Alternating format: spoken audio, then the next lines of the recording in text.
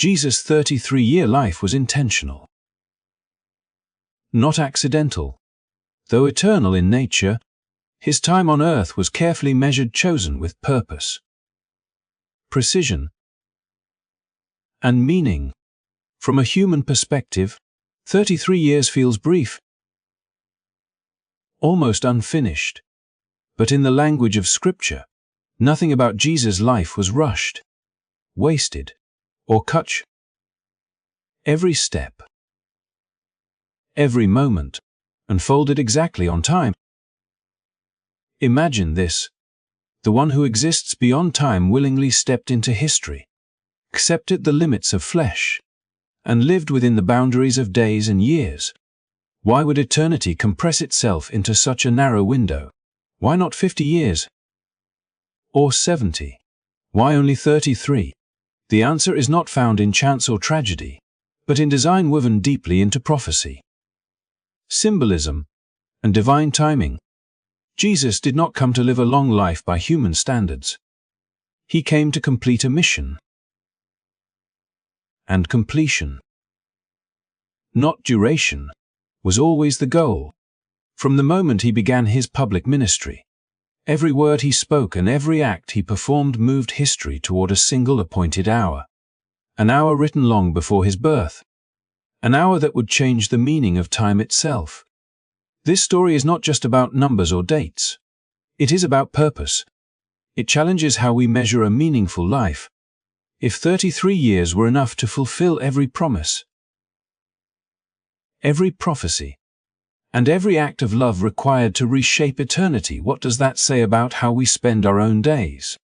As we step into this story, prepare to see Jesus not as a figure limited by time, but as the center of it. His years were few, but they were full, and their impact still echoes today. If this kind of storytelling helps you see the Bible with fresh eyes, take a moment to like this video. It helps more people discover the message. Subscribe to the channel and turn on notifications so you do not miss what comes next. Now, let us begin the journey into the mystery of why 33 years were exactly enough. Biblical patterns reveal that the age of 30 was never just a milestone of adulthood, but a threshold of divine readiness, the moment when preparation gave way to purpose.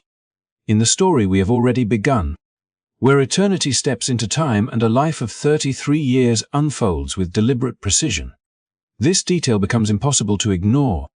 Jesus did not appear suddenly on the public stage without context. He waited. He lived in obscurity. And when he emerged, it was not early, not late, but exactly when Scripture had already marked as the appointed hour. Long before Jesus walked the roads of Galilee, the sacred writings had quietly established a rhythm. Under the law of Moses, a man could not begin his service as a Levite until the age of 30. Strength alone was not enough. Maturity, discipline, and tested character were required before one could stand in the presence of God on behalf of the people. Joseph, sold into slavery and later raised from prison to power, stood before Pharaoh at 30. Entrusted with the responsibility of preserving nations from famine. David, the shepherd who would become king, was 30 when the crown was finally placed upon his head. Again and again, Scripture draws the same line, as if heaven itself had declared that 30 was the age when calling and readiness finally converged. Jesus honored that pattern. The eternal word did not bypass the order established by the law. Instead, he submitted himself to it. When Luke tells us that Jesus was about 30 years old when he began his ministry, it is not a passing detail, but a signal. This was the moment when preparation ended and fulfillment began. The years before were not wasted. They were formative, shaping a life that would soon carry the weight of the world's redemption. In silence and obscurity, the foundation was laid for what would follow. Then came the 3 years that would reshape history. In a span so brief it could be measured by seasons rather than decades, Jesus accomplished what no human life had ever held before. He taught with authority that unsettled scholars and drew crowds who sensed they were hearing something ancient and new at the same time. He moved through villages and cities, touching those who had been forgotten, restoring dignity where hope had withered, and revealing a kingdom that did not advance by force, but by truth and compassion. Each moment was purposeful, each encounter a thread woven into a larger design. These 3 years were not an extension of his life, but its culmination. Everything that followed the beginning of his ministry moved steadily toward completion. The pace was intentional, not hurried, yet never delayed. Jesus did not linger to build monuments or secure political power. He did not gather followers to preserve his legacy through institutions alone. He poured himself out, knowing that the work was not measured by how long it lasted, but by whether it fulfilled what had been written. Seen in this light, the age of 30 becomes more than a starting point. It marks the moment when divine readiness met divine timing, when preparation met purpose, and when history began to turn toward its appointed climax. The 3 years that followed were not incomplete. They were full of meaning, full of fulfillment, and full enough to carry eternity itself. As the story unfolds, the number itself begins to speak. 33 is no longer merely a measure of years, but a signal, a quiet echo running through Scripture that binds kingship, fulfillment, and divine purpose into a single thread. We have already seen how Jesus waited until the appointed age to begin his work, how preparation gave way to action at precisely the right moment. Now the length of his life itself comes into focus, revealing a pattern that reaches back into Israel's history and forward into eternity.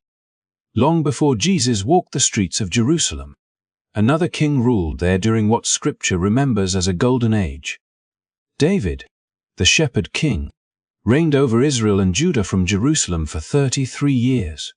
It was a season marked by unity, stability, and promise.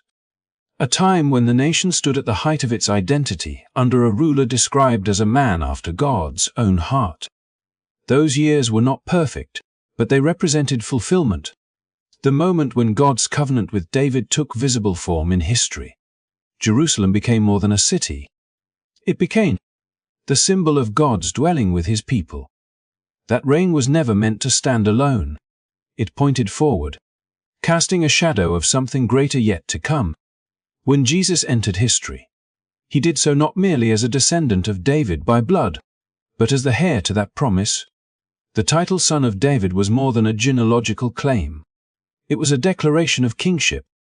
And just as David's rule from Jerusalem spanned 33 years, Jesus' earthly life mirrored that span, not by coincidence, but by design. Yet the contrast between the two kings is as striking as the connection. David ruled with a throne, an army, and a city secured by walls. Jesus, by contrast, possessed none of these in the way the world understands power. He had no palace, no soldiers, no crown fashioned from gold. And still, the symmetry remained. 33 years for David in the earthly Jerusalem. 33 years for Jesus, whose kingdom would not be confined to stone or territory, but would extend beyond borders, generations, and even time itself. This parallel transforms the meaning of Jesus' lifespan. His 33 years become a declaration that he is the fulfillment of what David's reign only foreshadowed. Where David unified tribes, Jesus would unite hearts. Where David ruled a nation, Jesus would establish a kingdom not of this world, yet present within it. His authority would not depend on political dominance, but on truth, sacrifice, and obedience to the will of God. In this light, 33 becomes the number of completed kingship. David's reign reached its fullness in Jerusalem, and then gave way to decline under later generations. Jesus' life reached its fullness not through expansion, but through completion. His mission did not require decades on a throne, because its power lay not in duration, but in fulfillment. By the time his 33 years had run their course, nothing essential remained undone. This is why the story resists the idea that his life was cut short. A life can only be cut short if it ends before its purpose is fulfilled. But everything Scripture pointed toward found its resolution within those years. The promises made to David were not abandoned. They were elevated. The kingship that once rested on a physical throne was translated into an eternal reign. Zion itself was redefined, no longer centered on a single city, but extended into the hearts of those who would follow him. Seen this way, the number 33 stands as a bridge between shadow and reality, between the reign of a human king and the authority of an eternal one. It tells us that Jesus did not simply resemble David. He completed what David represented. His life did not repeat history. It fulfilled it. And when his 33 years came to their end, it was not the conclusion of a reign, but its true beginning. As the story continues to deepen, the question of timing becomes impossible to separate from meaning. We have seen that Jesus began his ministry at the appointed age, that his life mirrored the reign of David, and that 33 years carried the weight of kingship and fulfillment. Now the lens narrows even further, focusing not just on how long he lived, but on when his life reached its appointed end. Scripture does not present this moment as sudden or unforeseen.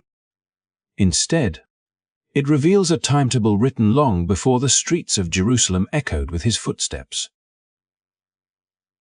Centuries earlier, during Israel's exile, the prophet Daniel received a vision that spoke not in vague promises, but in measured time. 70 weeks were decreed for God's people and their city, a span not of literal days, but of years. Each week represented 7 years, forming a long arc of history that would lead to restoration, fulfillment, and ultimately to the arrival of the Messiah. Within this prophecy, one line stands with startling clarity. After a specific period, the Anointed One would be cut off, not for himself, but as part of a greater design. This was not poetry detached from reality. Daniel's vision anchored itself to a historical starting point, the decree to restore and rebuild Jerusalem. When that command was issued under the Persian king Artaxerxes, the prophetic clock began to move. From that moment, Scripture marked out a precise span of years leading to the appearance of the Messiah, and then to his removal. The prophecy did not merely predict that he would come. It declared when his mission would reach its turning point. As generations passed, empires rose and fell, and the world appeared unaware that history itself was advancing toward a predetermined moment. By the time Jesus entered public life, that timeline was already nearing its fulfillment.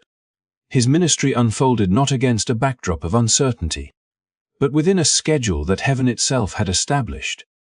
Every step he took moved closer to the hour Daniel had foreseen, the moment when the Anointed One would be cut off, not as a victim of circumstance, but as the fulfillment of prophecy.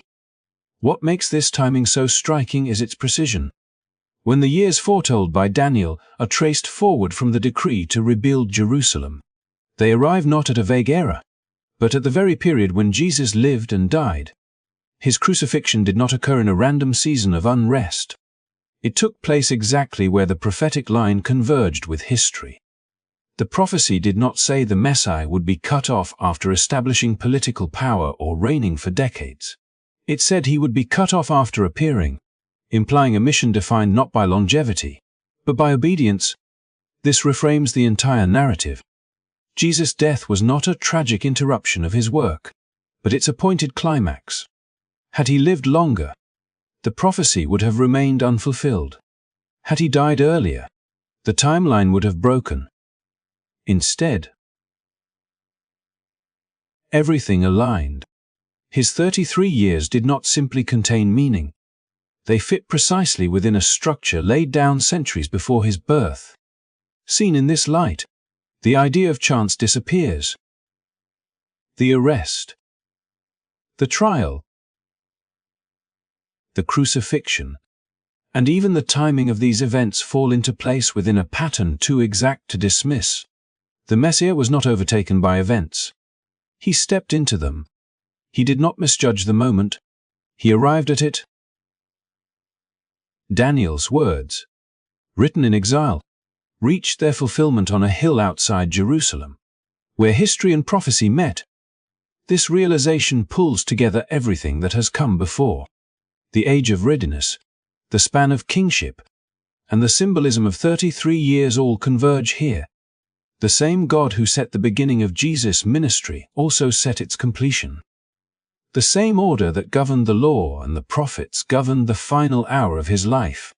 In the end, the timing of Jesus' death stands as one of the clearest declarations that his story was not shaped by human hands alone.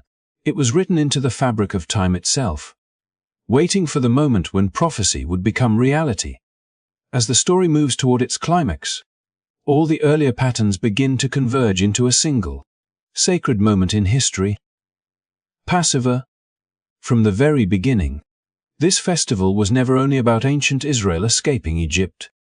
It was a living symbol, rehearsed generation after generation, waiting for its final meaning to be revealed. Each year, families selected an unblemished lamb, watched over it, and sacrificed it at a precise time, marking their doors with blood as a sign of deliverance. This ritual was repeated for centuries, not because it had power in itself, but because it pointed forward to something greater that had not yet arrived. By the time Jesus entered Jerusalem for the final time, the city was overflowing with pilgrims preparing for Passover. The timing was not coincidental. Just as lambs were being brought into the city to be examined for purity, Jesus was teaching publicly, questioned by leaders, observed by crowds, and scrutinized for fault. Again and again, no legitimate charge could stand. The symbolism was unmistakable to those who understood the deeper language of Scripture. The lamb was being inspected, found blameless, and set apart. The alignment goes further. According to ancient sources, Passover lambs were sacrificed in the late afternoon, around the 9th hour. The Gospels place the death of Jesus at that same hour, while priests were still performing their duties in the temple. Without spectacle or announcement, the meaning of Passover was being fulfilled in real time. What had once been a shadow became substance. What had been ritual became reality. The deliverance was no longer from physical slavery, but from something deeper and more universal. This moment also ties seamlessly back to the themes already woven into the story. The deliberate span of Jesus' life, the timing of his ministry, the symbolic weight of 33 years, and the prophetic countdown described in Daniel all funnel into this precise point. History, ritual, and prophecy converge, not loosely or metaphorically, but with remarkable precision. Passover was the appointed window, the only moment where the full meaning of sacrifice, redemption, and kingship could intersect. What makes this even more striking is that none of this required force or coercion. The events unfolded within existing religious structures, calendars, and expectations, yet they quietly transformed them from within. After this moment, Passover could never be understood in the same way again. The ancient meal remained, the symbols endured, but their center had shifted. The story was no longer only about what God had done once in Egypt, but about what he had now done for the world. Seen this way, the death of Jesus at Passover is not merely an ending, nor a tragic interruption of a promising life. It is the culmination of a narrative centuries in the making, a story written into time itself. Every lamb sacrificed before had been a question. This moment was the answer. And in that convergence of hour, symbol, and purpose, the meaning of the entire journey comes into focus, revealing that nothing in this story was random, delayed, or premature. Everything arrived exactly when it was meant to. As the story reaches its conclusion, one truth rises above every timeline. Symbol and prophecy. Meaning is not measured in years, but in purpose. Jesus' life, though brief by human standards, was complete in every sense that truly matters. 33 years were enough to change history, reshape faith, and open a path that stretches beyond time itself. Nothing was missing, nothing unfinished. What he came to do was done fully, deliberately, and without delay. In a world that often equates a long life with a successful one, this message quietly challenges our assumptions. Jesus did not live long, but he lived precisely. Every season of his life moved with intention, from obscurity to ministry, from teaching to sacrifice, from time into eternity. His story reminds us that impact is not created by duration alone, but by alignment with purpose. A life lived awake, faithful, and intentional can echo far longer than one lived merely long. This realization carries an invitation. If 33 years were enough to redeem eternity, then no moment of our own lives is insignificant. The message is not about rushing or fearing time, but about honoring it. It is a call to live with clarity, to recognize that each season carries meaning, and that waiting passively for more time can cause us to miss what matters now. Purpose does not begin someday. It unfolds in the present. There is also comfort here, for those who feel behind, unfinished, or uncertain. This story reminds us that fulfillment is not about checking every box or reaching every milestone. It is about faithfulness to what we are given. Jesus' life shows that obedience, love, and truth expressed in the right moment can outweigh decades of noise or distraction. Nothing offered with sincerity and purpose is ever wasted. As this story closes, the question it leaves behind is deeply personal. How will we use the time entrusted to us? Not how long it will be, but how fully it will be lived. The life of Jesus stands as a quiet but powerful answer, urging us to live awake, act with courage, and choose meaning over delay. Purpose, once embraced, has a way of multiplying time rather than shrinking it. Thank you for staying with this story to the end and for sharing these moments of reflection. If this journey added clarity, depth, or inspiration to your understanding, take a moment to support the channel by liking the video and subscribing. Your support helps these stories continue to reach others who are searching for meaning, connection, and truth. Until next time, may you live not just long, but well and with purpose.